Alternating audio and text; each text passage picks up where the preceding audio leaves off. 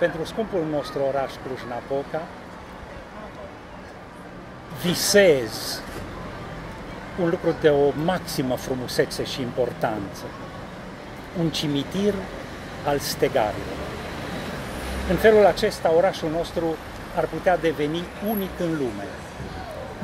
Noi, românii, mai avem privilegiul unui cimitir asemănător, cel de la Săpânța, dar acesta ar fi un cimitir cu o simbolistică extrem de profundă.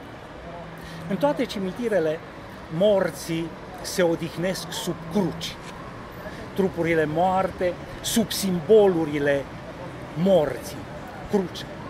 Crucea, în credința creștină, este un simbol extraordinar.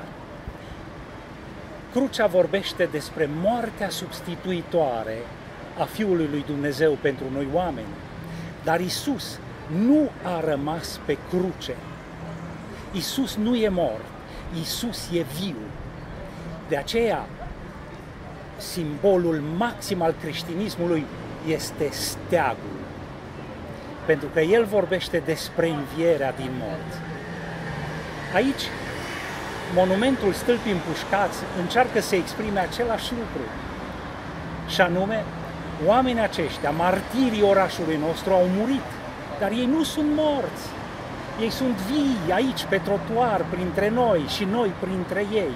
Ei au urmele morților pe trupuri. Stâlpii sunt împușcați.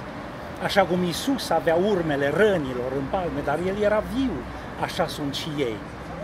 Vii în orașul și în țara noastră.